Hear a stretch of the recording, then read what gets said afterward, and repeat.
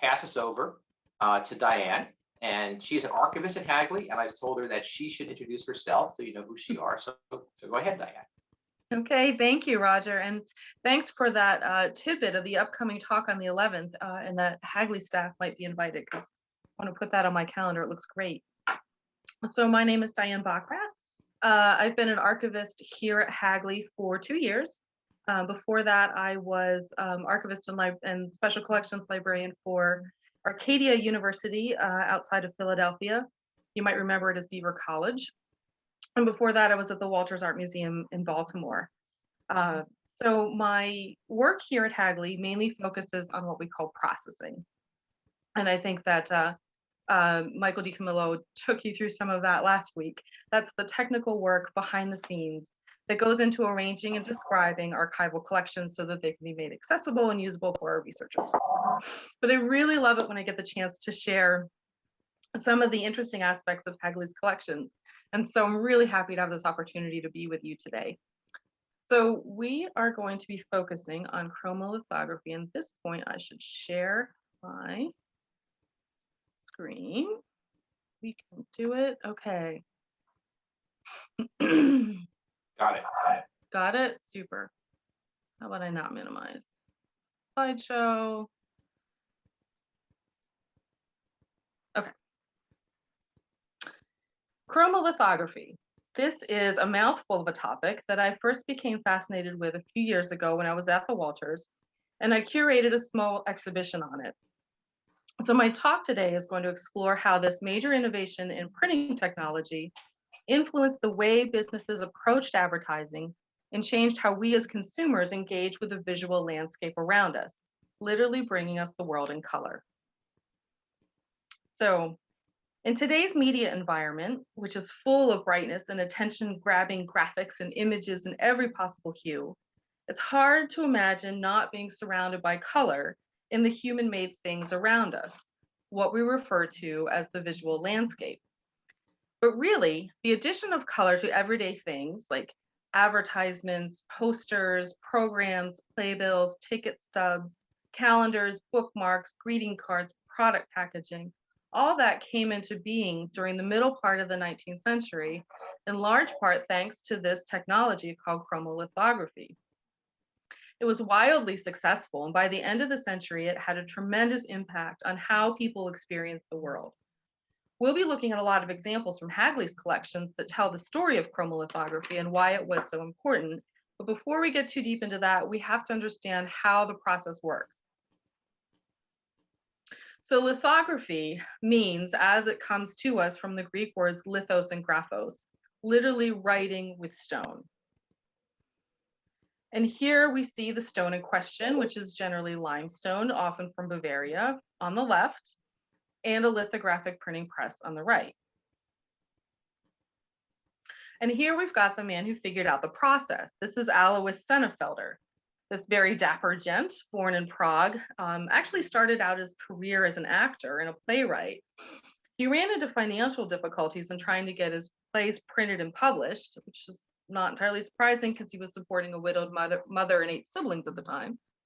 But in what was essentially a DIY effort to print his own plays himself, he stumbled into the technique of printing using stone and grease pencil instead of the more conventional copper plate engraving plate.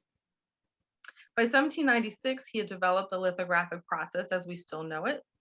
He applied his method to music publishing, wrote the first treatise and how-to guide on lithography in 1818, and was honored by the King of Bavaria for his accomplishments.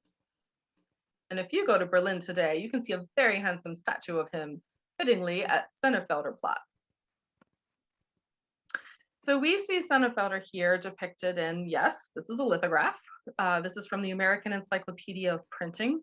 And he's surrounded by the tools of his trade. So along the top, if you follow my little cursor, you can see, we see a pen, an ink pot, etching needle, straight edge, moving, we've got a compass in there, a sponge, a brush, a palette, and over here, an ink roller. So this date of 1800 is meant to denote the invention of lithography, although 1796 is the more conventionally noted date. 1801 is the date of Sennefelder's patent. Never mind, it's a new technology for a new century. Below Sennefelder, we see a lithographic artist drawing a portrait on stone from a sketch at his drawing table on the right, and a lithographic printer rolling ink onto a stone on a hand press on the left. And at the very bottom, down here, forming the pedestal of the portrait we see, this is going to be important when we get to our discussion of advertising images, a steam-powered lithographic press. So this is a later development that helps Sennefelder's invention go further than he probably would have ever imagined. So how does this all work? How do we get from this stone and this press to the final product, this lithograph? And you'll note from this print that lithography can be a very sophisticated process that lets artists achieve a very high quality. Well, for context, you may have heard of the three basic families of printing: relief printing, intaglio printing, and planographic printing. And we're going to skim along a little bit here because the world of printing is a very wide world, full of all kinds of rabbit holes. But to keep us on track, suffice to say that with relief prints, the raised portion of the printing surface presses into the paper to make the image, like a woodcut. Or if you ever had to make a print in art class by carving a potato, it's like that. Its converse, the intaglio method, puts the ink into the lowered grooves, and then the pressure of the press pulls the ink out again to make the image. Engravings and etchings are made this way. Finally, planographic printing is achieved via a flat surface. With lithography, there's no pressing in or pulling up. The printing areas and the non-printing areas are on the same level. And here's an illustration that shows the difference between the three methods. So you see the raised areas for relief printing, the lowered areas for the intaglio printing, and the flat surface used in planographic printing. And lithography, which kind of planographic printing method, works because oil and water repel each other. So the Metropolitan Museum of Art has a great blog, and their drawings and prints department has published an excellent explanation of the lithographic printing process. So I'm going to switch my share. Apologies, I don't mean to give you vertigo. And we are going to follow along. Share to browser. Okay. So we start with our stone. And so there are different methods that can use metal plates, usually zinc or aluminum, but we'll stick with stone for now. The design is drawn directly on the polished stone with an oil-based crayon or ink. And these crayons, there are several different kinds of them. You see like the big fat one, the little skinny one. A layer of powdered rosin is rubbed on, followed by a layer of talc. There goes the talc. Gum arabic is rubbed onto the stone to fix the image. We wipe with a solvent, buff, and allow to dry. Then we dampen with water. So remember how water and oil don't mix. The water will only be absorbed by the blank areas of the stone where there's no greasy crayon or ink. When we roll on an oil-based ink on top of the greasy crayon, the ink will only stick to the greasy crayon area and not the water dampened area. Then the paper comes down. Oops, where are my papers coming down? We roll through the press. Okay, there we go. It's 2 in 1. Paper through the press. And here we have our printed image on the page next to the original stone. So note here that the image is reversed. So you have to draw your original design backwards on the stone. And there are lots of transfer methods where you don't have to do that. It'll sidestep it, but for now we'll keep it simple. So I'm going to go back to my PowerPoint. Again, sorry for the vertigo.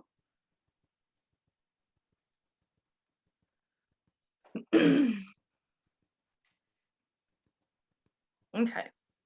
Oh, so before I move on, I just want to point out, if we go back to our little statue of Sennefelder, follow my cursor, look along here, you'll notice that his name is in reverse, just like the drawing for the lithographic print would be, with one of the putti here holding up a hand mirror to read it. So I just think it's a charming little touch. So now that we've got the basics down, let's add some color. Now, it's important to keep a couple of things in mind here. The first is that wall lithography had an important place in the artist studio. So here's an example from Hagley's collection by Henri de Toulouse-Lautrec. It was also commercially successful pretty much immediately. It was far simpler and more efficient to produce illustrations, maps, musical scores, and artistic designs this way than with engraving or etching. And even though it required the investment on the part of the printing firms for an additional type of press, because you can't use the same sort of press you use for your letterpress text as for your lithographs, many firms made that investment gladly and saw a good return on it. Second, the possibility of color in illustrations was highly desirable. It's not that there wasn't any way to have color in printed materials at this point. Like, so this Toulouse-Lautrec lithograph, for instance, which was used for the cover of a set of folkloric poems set to music, is hand-colored. Hand coloring, often with watercolors, was a widespread practice throughout the publishing and printing industries, the work mainly performed by women and girls earning low wages and with widely varying quality. So early materials for children were often cheaply produced and crudely hand-colored, and you can pretty much tell when you look at them. And at the other end of the spectrum, Currier and Ives prints, for example, were also hand-colored at a very high level of skill and technical mastery. Besides doing the work by hand, a number of other methods have been tried using relief and intaglio methods. In the early history of color printing is its own fascinating topic we could get sidetracked by, but suffice it to say that nothing really made color printing achievable on a large production scale until Godefroy Engelmann and the four-color process. So this distinguished gentleman, with obviously superior taste in cravats, got his start as a draftsman in the cotton industry in Mulhouse in Alsace on the border of France and Germany before becoming interested in lithography. He traveled to Munich to study it, then came home and got established in his own press and began experiments to solve color puzzle. So we should mention that Engelmann wasn't alone in his efforts. Charles Joseph Homendal was working on the same problem in Britain, and Engelmann and Homendal are acknowledged to be the two pioneering giants of this field throughout the 1820s. By 1837, however, Engelmann managed to get the patent in France for a method of lithographic printing that used 4 layers of color, blue, yellow, red, and black, and multiple stones to produce a full color range of tones. He called his development chromolithography or chromolithography, and it changed everything. Together with his second son, Jean, Engelmann expanded his business to Paris. He circulated albums, he wrote on the subject, he publicized his firm's achievements. So when it comes to giving the credit for inventing chromolithography, Engelmann's your uncle. Now remember those 4 colors. The same idea of using 4 colors to build up a full color image has carried through the development of color printing technologies so that we are used to replacing our black, cyan, magenta, and yellow printer cartridges today. For 19th century chromolithography, this means, 4 separate lithographic stones at least to create one image. And yes, at least 4 separate passes through the press, lining it all up perfectly so that the color goes exactly where it should. In printing terms, we call this registration. And in reality, it could be a lot more complicated than just those 4 layers of color. So to better understand how this process works, let's take a look at an example. This is Oriental ceramic art. Today we would say Asian ceramic art. It is physically a gigantic book. So this picture shows one of its 10 volumes. And when you pull it out to look at it, it is honestly best to have a friend help you. It's that big. You'll throw out your back. But it's also known for being one of those books that shows off chromolithography at its absolute pinnacle in terms of artistry and skillful execution. The book itself documents the collection of Asian ceramics assembled by William Thompson Walters, one of the founders, along with his son Henry, of the Walters Art Museum in Baltimore. It's a magnificent collection, one of the earliest assembled in the United States. And this book is the first scholarly work to be published on the subject in this country. So Mr. Walters hired the artist James Callowhill and his son James II and Percy to come to his home at 5 West Mount Vernon Place in Baltimore and make detailed watercolors of each object in the collection. So here's an example of one of the watercolors. It is beautifully detailed. And one of the most remarkable things about it is that the Callowhills worked in one of the house's north-facing front rooms. So if you are familiar with Baltimore, you can look closely here at this reflection, see my cursor, and you'll see the reflection across Mount Vernon Square, and you'll recognize the spire of the Presbyterian church that still stands at the corner of Madison and Park Streets. So this is just a delightful little bit to this book. These reflections show up in quite a number of the objects that are depicted in the book, much to the viewer's delight. So the watercolors, once the Callowhills finished with the watercolors, they went to this man, Louis Prang of Boston, arguably one of the best chromolithographers in practice, to use to create the printed plates for the book. This he did in as many as 44 stones to build up each image. Never mind 4 colors, try 44. The book was published by D. Appleton and Company of New York in 1897, which was sadly just a few months after Mr. Walters' death. So here's a condensed version of that process of building up the image. But you get the idea. It was incredibly exacting, but the end result is an absolute joy to behold in person. So we're going to look at some close-ups. They'll be of a different object, but we're going to follow through. So what you're looking at here is called a progressive proof book. So it's all the states of the prints gathered and bound in a single volume so that you can see the progression. We start with the original line drawing on the left. This is called a key line drawing, and it's the beginning planning phase of every chromolithograph. And on the left, this is the first state, or you can think of it as the first layer. So it's just this little tiny bit that we're going to put down to start the image. Then as we go, you'll see the bit that's added is on the left. So now this is like we're putting down the next layer here. And then the cumulative part, as it is built up, is on the right until we reach the completed print. See how we're building up over time? We just each tiny pass through the press adds one more little bit of nuance. Progressive proofs are a direct look at how a print like this was made, and we're really lucky that so many of them survive. Now, Oriental ceramic art was the absolute tip top of what chromolithography could do. And although, yes, it was a commercial production, it was super luxury in its nature. The print run was about 500, although it's doubtful that many were actually realized. Mr. Prang, however, saw other markets and opportunities for chromolithography. So he engaged in a wide range of printing enterprises. Sometimes he partnered with well-known artists and illustrators. He did a lot of work with Walter Crane, and he held a deep commitment to the notion of bringing art into the home. So these hyper-realistic images were dubbed chromolithos, or he sometimes even called them chromos for short. And they were produced with the intent that they could be hung in the home as if they were actual paintings. And many people did consider them to be art in that way. The themes were typical of the examples we have here.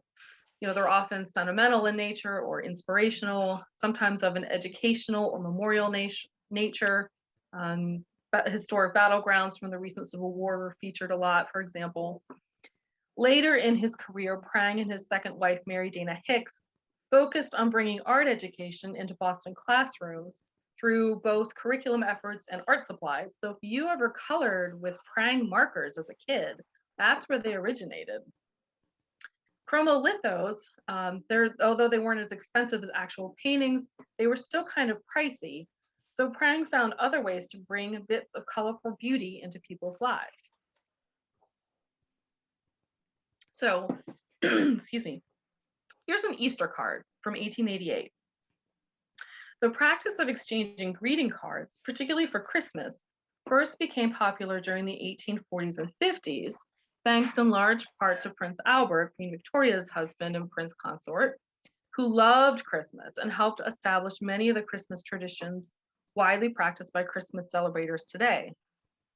Christmas cards later became popular in America too, and L. Prang and Company led the market for them in Boston starting in the 1870s.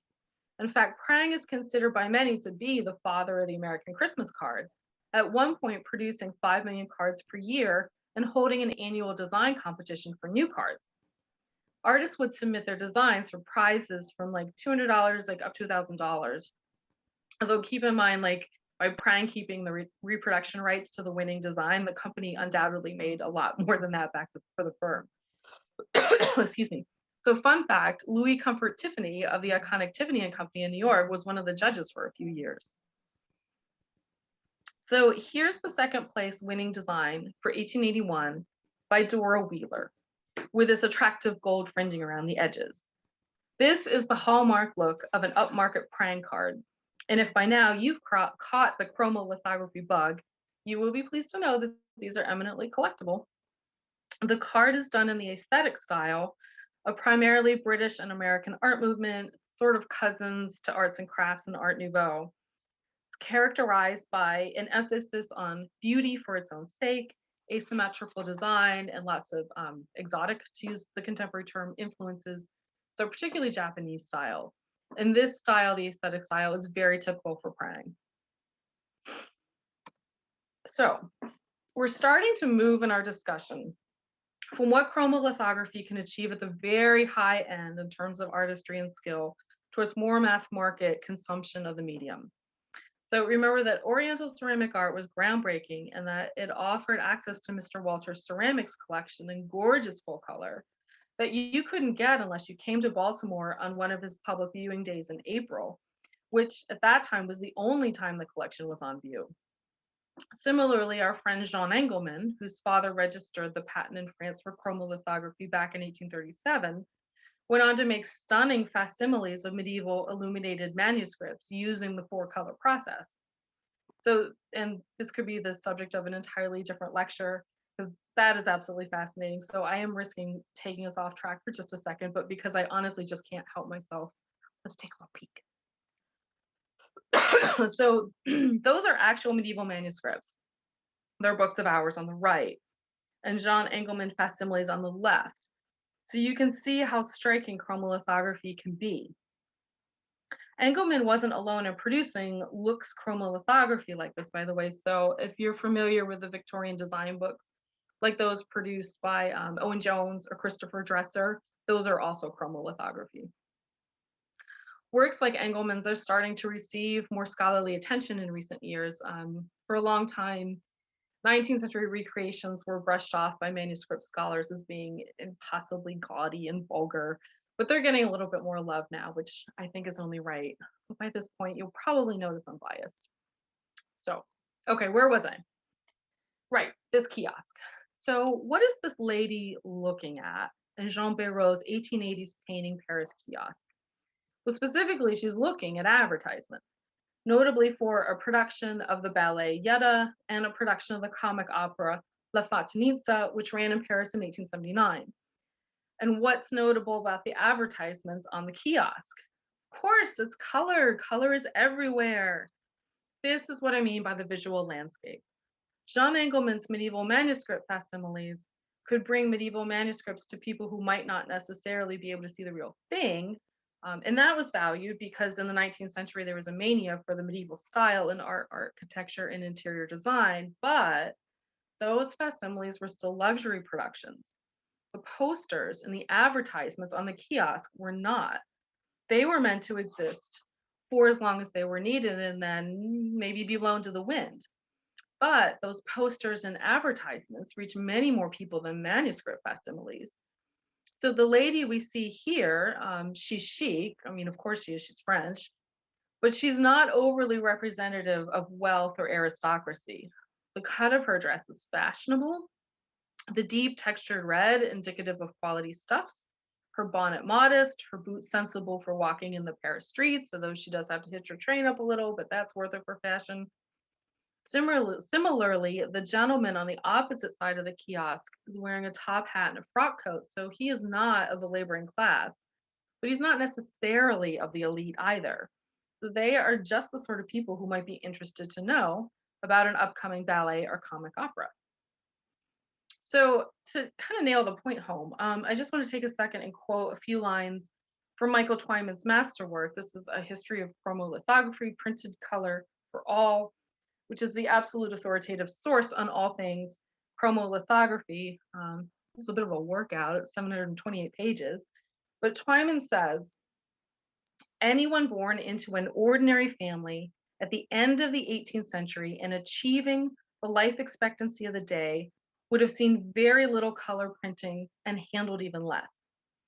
Those born into comparable families 50 years later would probably have lived to see streets plastered with colored posters, shop windows stuffed with colorful packaging, schoolrooms hung with maps and other colored aids to learning, and walls of even humble homes graced with a few pictures printed in full color.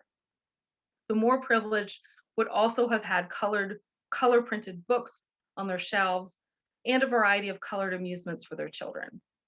It's hard to imagine such a transformation and almost impossible to analyze its impact, but whatever the effect it had was largely down to chromolithography. So let's drill down on this idea a little bit more. We're also going to focus in some more on advertising. So here we have a typical 19th century advertisement for a typical 19th century product, Shanks pulmonic syrup. And yep, it probably had cocaine in it. It happens to be the front of a trade catalog, meaning that this ad was targeted to a trade audience. So in this case, it's likely health practitioners, pharmacists, store owners buying inventory, that sort of person rather than the public consumer. But what I want to point out is that it is typical of ads before the color craze. So it's still fancy because it has this portrait engraving, even though it's a stiff one. But ignore Dr. Shanks' penetrating gaze for a moment and concentrate on the words. We have multiple typefaces set at different sizes. We've got spread out letters, we've got heavy, bold fonts, big serifs, all the things we can possibly manage to cram onto a page to catch attention. So you'll see this approach across the visual landscape of print in the 19th century, particularly in the popular press. And it just has this kind of like look to it, and you'll learn to recognize it after a while. Like a mile away, you'll see it. Now contrast that with this chromolithographic advertising card for the same product. So suddenly Shanks pulmonic syrup looks quite different.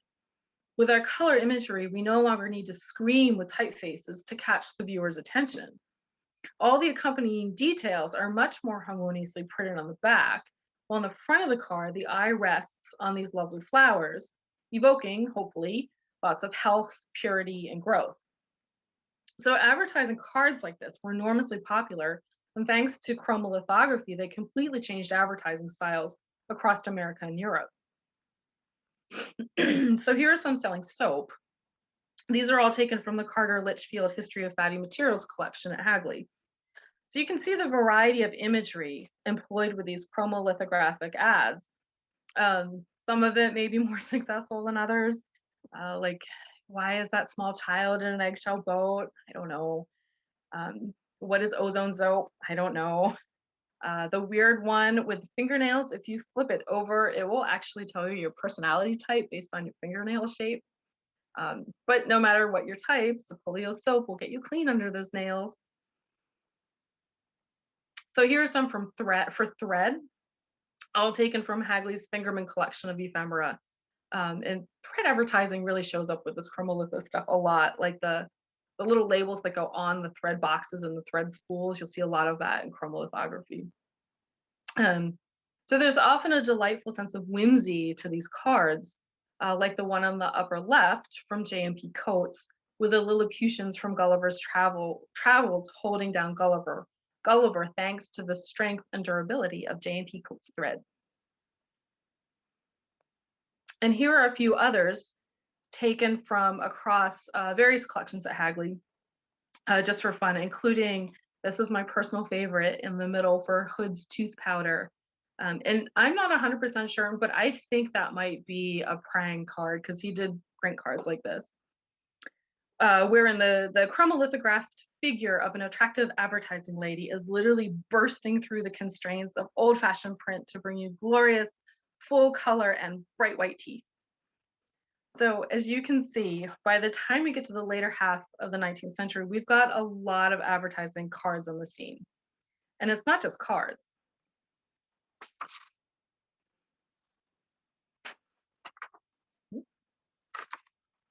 I'm missing a page. Oh no, if we turned for, okay, so it's not just cards, got all kinds of stuff. So if we return for a moment to Michael Twyman's History of Chromolithography, he tells us about the wide variety of color materials being churned out at this point. So he says, the range of work produced by the chromolithographic trade in its heyday was enormous. At the popular end of the market, it included advertising, book illustrations, particularly for magazines and children's books, religious imagery, and all sorts of ephemera for the home. Reading cards, scraps, puzzles and games, calendars, sheet music covers, popular prints for hanging on the wall, decorated panels for doors, transparencies for windows, tablewares, and much more. So in the same way that color was on the streets, in kiosks and posters, color was also now in the home. And this is an important market given the priority placed on domestic life by an emerging 19th century middle class. So to show a few more examples that get at this range of homely materials, so here are several sheet music covers from Hagley's collection. The sheet music was widely available in middle class homes as a source of entertainment and family bonding. These covers are also educational in that they depict the historic events referenced in the songs in dramatic color rendition. Another family activity to do together was scrapbooking, which was enormously popular. So die-cut scraps could be purchased, Louis Prang sold lots of them, in thematic sets and then assembled in albums as a pastime. Often sentimental, scraps featured animals and birds, frequently dressed up in human outfits, engaging in human activities. So like think kitten tea parties with funny hats. Flowers and object tableau, got religious sentiments, frolicking children, maternal pretty ladies, and cartoonish figures from nursery rhymes, fairy tales, and the like. So on the right, we see a trade card advertising Chase's liquid glue, featuring a family scene of pasting scraps into an album. Everyone seems to be enjoying this good, wholesome fun, most likely because nobody has yet noticed that the naughty little sister has tipped the glue pot off the table. So staying in the world of young people for a moment, so here we see the front and back covers of the 1886 McLaughlin Brothers catalog. This is part of the trade catalog holdings at Hagley. McLaughlin Brothers was founded by John Jr. and Edward McLaughlin, who operated their firm from 1858 to 1920, when it was taken over by Milton Bradley. Based out of New York, McLaughlin Brothers was the first major publishing firm to focus exclusively on books and amusements just for children. They really cornered the market in North America, and their range was impressive, producing hundreds of titles a year. So from the catalog, we see besides books, you can buy games, paper dolls, and cards. They also did board books, tunnel books, pop-ups, and shaped die-cut books too. Color was always important for the children's market, but by the later half of the 19th century, chromolithography was the predominant printing method for illustrations like this. The McLaughlin brothers' genius was that they produced variations of the same stories at different reading levels and price points, from cheap chapbooks to high-end gift books, often reusing their illustrations in their plates, so there was something for everyone.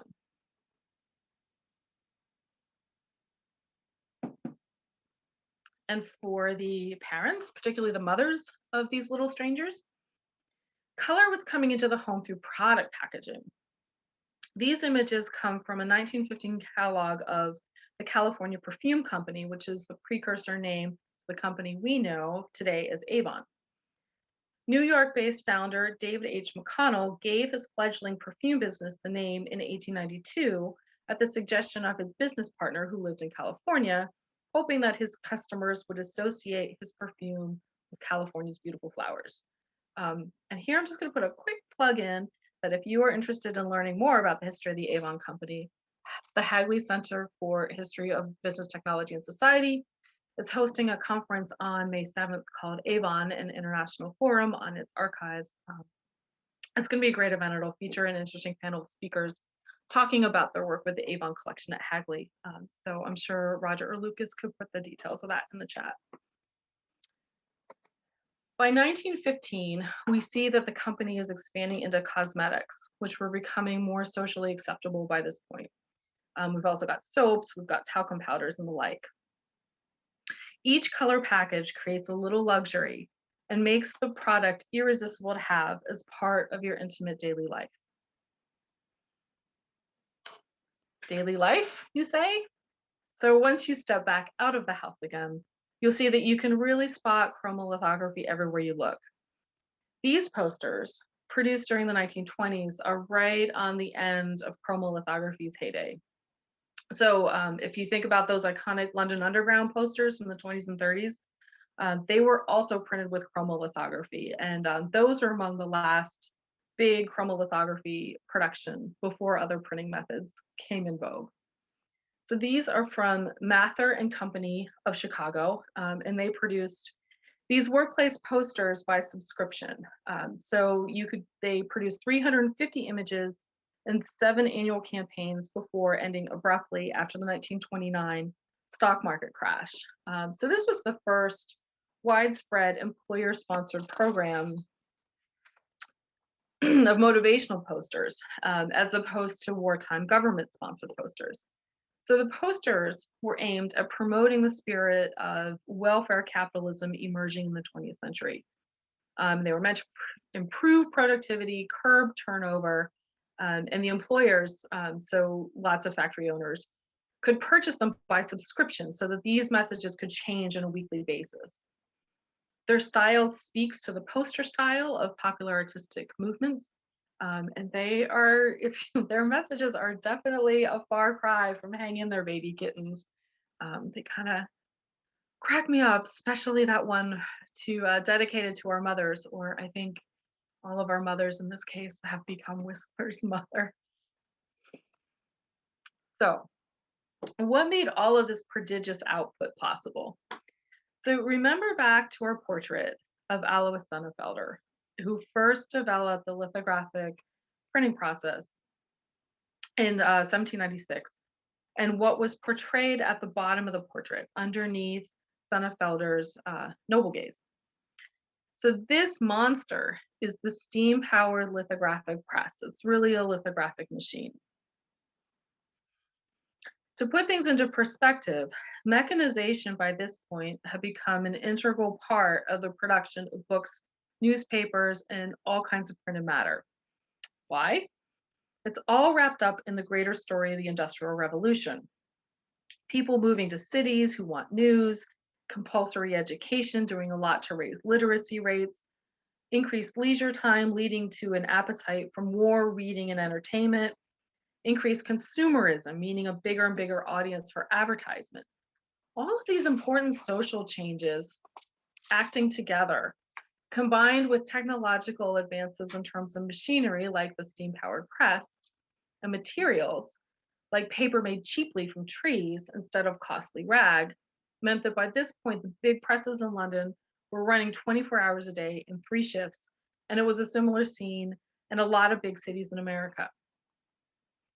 And with the advances in printing press design, chromolithographic printing could produce a whole world of color rapidly and cost effectively.